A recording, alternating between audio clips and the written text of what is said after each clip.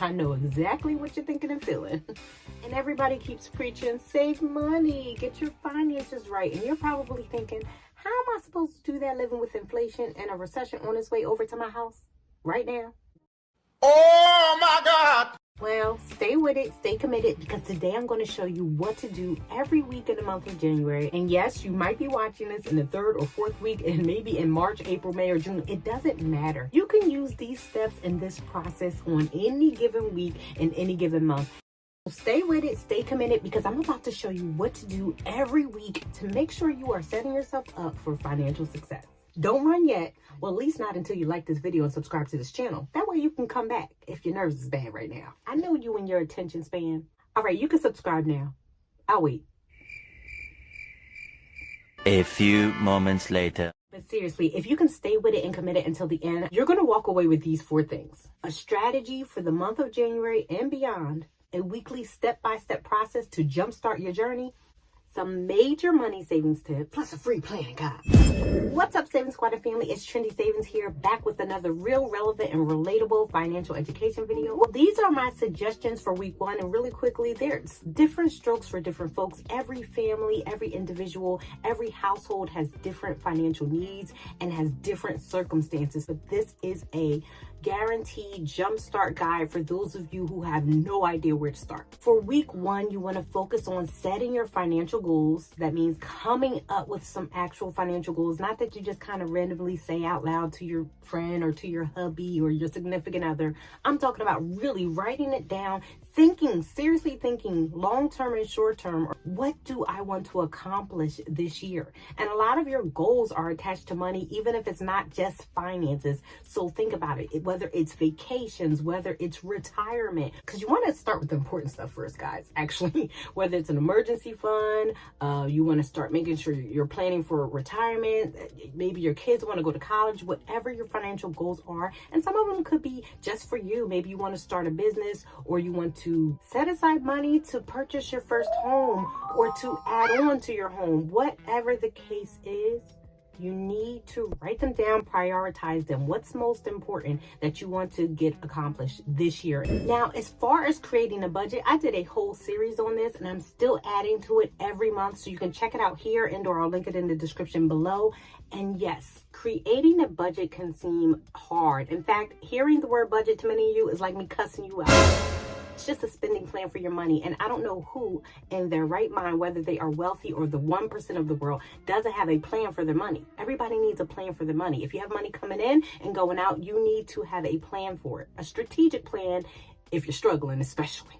Now, in week 4 of my I Hate Budgeting series, I go into detail about how to create a budget. But I still want to do a really quick breakdown right here, right now. So step 1, you want to list your financial goals. I kind of just said that, but you want to make sure they are SMART goals. Remember, prioritize those goals, and also maybe include short and long-term goals right now. Number 2, determine your monthly or net income, and this includes side hustles, alimony, support, and anything else, right? You want to include every penny coming into your household, whether it's through you or other contributions. Next, you want to calculate your expenses and prioritize them.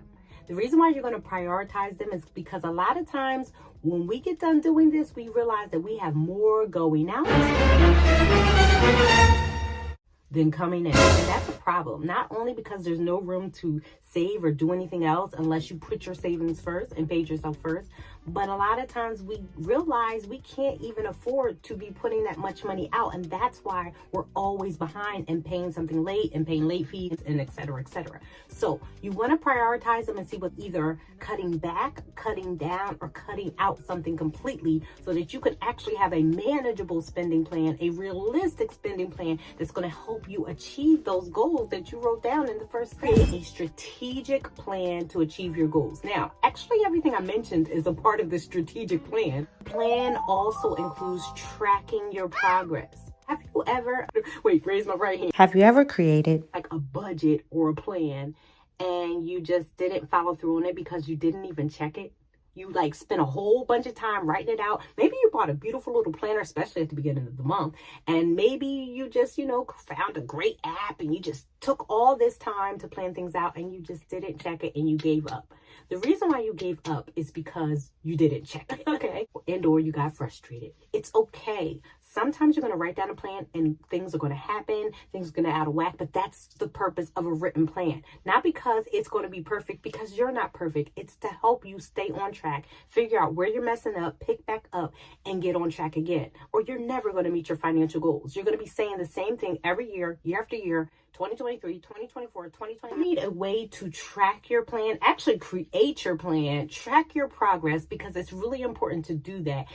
Go ahead and get the Freedom Planner for Successful Budgeting. Don't just get it and set it down and let it collect dust. You can't just set it and forget it. You want to get it and actually utilize it as a tool to pull you through, because it is like a layout for everything you need, from your spending plan to getting rid of debt to saving money. It has everything you need in it. We'll talk about that in another video, but let's move on to week number 2. In week number 2, you may want to consider gathering all your financial documents, and you kind of probably did that a little bit in week 1, decluttering them. Yes, all your financial paperwork, tax, bank statements, creating some type of system or binder to keep everything in one place, because I really would suggest you having meetings with yourself this year. At least once a week, once a month, if nothing else quarterly. Treat yourself like a business, like you are the CEO of your finances, right? Because you're in charge of your money. And go ahead and have a meeting with yourself and or your spouse and significant other every week, every month. Set a goal to sit down and go over stuff. But you can't do it if it's all over the place and cluttered and you have too much on your hands that should have been shredded 5, 10, 8, 20 years ago. Organize and take a pulse. What are you talking about, Joy? Yes, you want a financial pulse of where you're at right now. And trust me, it's scary. It's scary for me every year. It doesn't change, or hasn't changed yet. Every year you need to figure out, and it could be nothing. Your net worth, put simply or in short terms, is basically what you own, your assets, and what you owe, your liability. We can do another video on that. Drop down in the comments below if you want to do a whole nother video on how to determine your net worth, but I can cover it a little better. But we have to move on, or this video is going to be just too long. Week 3 is also a good time to check your credit score and create a plan to start paying off your debt.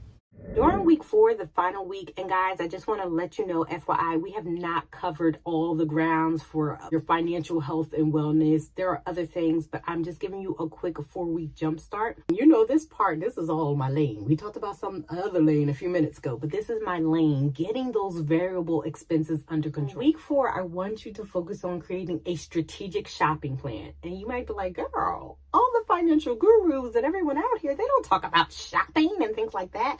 Well, one of your biggest variable expenses within your budget is probably food. And not only just food, because I like to talk about personal care items and household needs, laundry detergent, things like that. Those variable expenses are essentials. Like, you can't just cut them out of your budget. You might be able to cut back on them, but you can't cut them out. So you want to have a plan to lower or lessen that. And it doesn't mean you need to necessarily get less or cut down on what you need. No. Definitely not on what you need. Maybe what you want, not on what you need. What you need to do is create a plan so that you're getting all of these things for less. So you can get more for less, or the same amount, I should say, for less, because we're in inflation. Now, if you want to be a very strategic shopper and add couponing and some other things into your plan, you can probably still get more for less. But I'm just talking in general. Create a strategic plan. A shopping list is often what we take to the grocery store. Some of us don't even take that, and that does not help us save money. You need to know what you're buying and just about on every item what it's going to be. Some things you will know specifically from sales ads, some things you will guesstimate on, but you should never go in to the store without having a budget on how much you are willing to spend and not go over, as well as not knowing how much everything you're getting is going to cost and does it fit within that budget. And nothing is done perfectly. But guys, a shopping list is not going to do it this year. Not with inflation. You need a plan. If you need help creating a plan, please contact me. I have many services, programs, products, guide or direct you. So if you want to email me and or contact me below, schedule a free consultation. I'm more than willing and happy to do that. I'm a financial educator. I am not a financial planner or advisor. I probably already threw in the disclaimer. If I didn't, it's going to come in at some point. But I do help individuals and families manage their money better. Why? Because I was living check to check and growing deeper in debt as somebody who was a full-time worker. Now I understand things are different because I'm an entrepreneur. But I was promised a certain amount of money every 2 weeks as a full-time teacher. And it was pretty good money, especially having no kids. And I just did not understand how to manage my finances. So I had to learn how to do more with less. And I believe God humbled me. I'm not sure if he was all involved in that or just allowed me to be a fool, because most of the decision making or the poor financial decision making was on me.